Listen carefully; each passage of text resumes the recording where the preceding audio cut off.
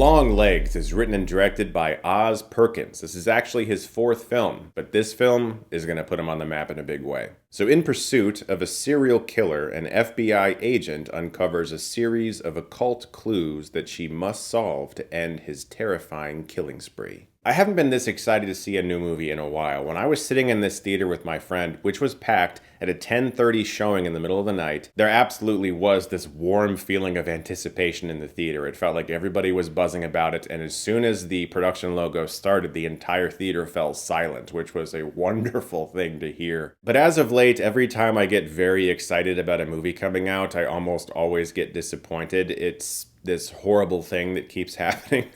This is not the case with Longlegs. Longlegs blew me the fuck away. I loved this film so much. There is so much to talk about. I could go on about this movie for an hour.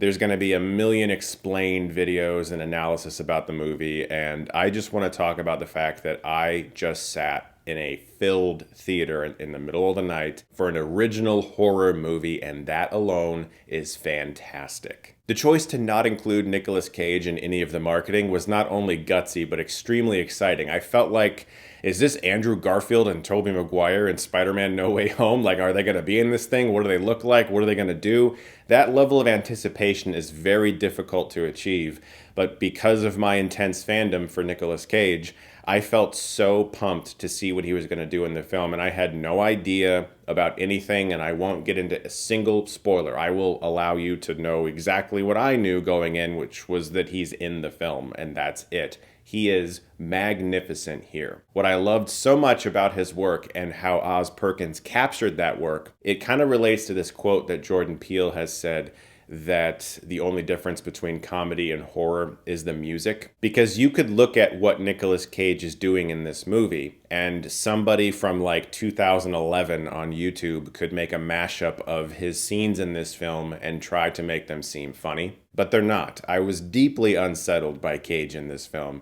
and that's coming from somebody who would basically step in front of a moving train for that guy.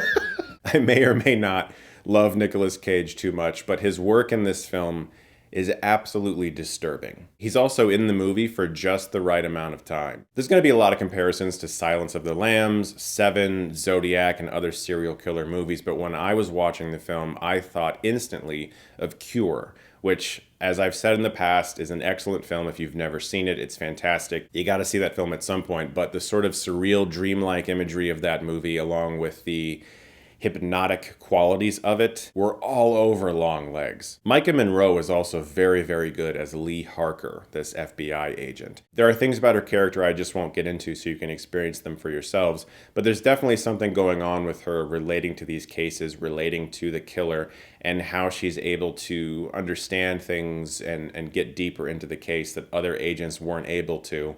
And she has a vibe about her throughout the whole movie that is similar to really everything in the film, from the editing to the sound design, is just off-putting. There's something just off about her. The way she speaks, the way she moves, and it all plays so well for the purpose of the movie and what we eventually learn, which is such an incredibly difficult thing to do because you have characters in the movie that are playing off her. Blair Underwood, for instance, as her superior at the bureau, and he's really good in the movie too. I haven't seen him in a long time. That was a really nice thing to see.